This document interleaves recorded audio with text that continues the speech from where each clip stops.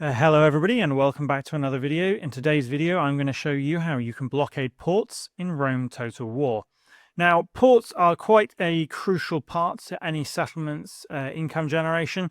They are a vital part for trade, and basically they are ascribed here as docks on the map. And in order to blockade them you actually need to create ship units. In order to do that, any settlement that has a port will be able to construct navy as part of that. So we can see here the bream. By building those per turn, you can effectively start to build up your navy. I actually have several ships here already, and the Senate, as my faction here is Rome, the Senate has actually asked me to blockade the port of Parma.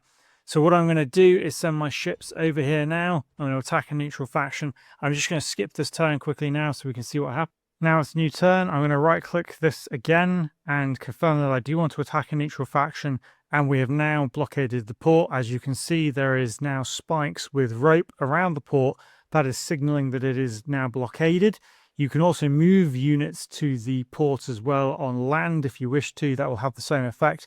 But one thing that's really important to note here now is that the port is blockaded. There are no trade ships coming in and out of the port.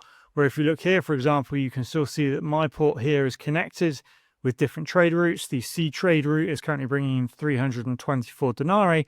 This now doesn't have any coming in, and that will directly affect this settlement's ability to make money. And as a consequence, the faction now will make less money from this city. And that's it, guys. That's how you blockade ports in Rome Total War 2. I hope this tutorial has helped.